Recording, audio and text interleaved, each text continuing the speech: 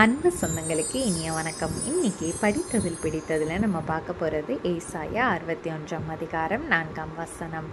அவர்கள் நெடுங்காலம் பாழாய் கிடந்தவைகளை கட்டி பூர்வத்தில் நிர்மூலமானவைகளை எடுப்பித்து தலைமுறை தலைமுறையாய் இடிந்து கிடந்த பாழான பட்டணங்களை புதிதாய் கட்டுவார்கள். இன்னைக்கு நீங்கள் கூட இப்படிப்பட்ட ஒரு நிலைமையில் இருக்கலாம். இடிந்து போய் பாழாக்கப்பட்டு மீண்டும் கட்ட முடியாத ஒரு நிலைமையில் இருக்கலாம்.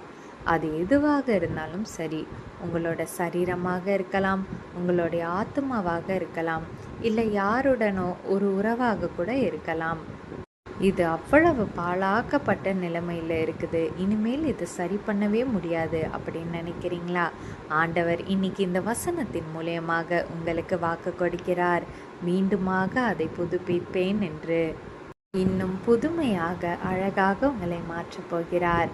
இந்த நாள் இனிய நாளாக அமைய கர்த்தர் உங்களை ஆசீர்வதிப்பாராக. ஆமேன்.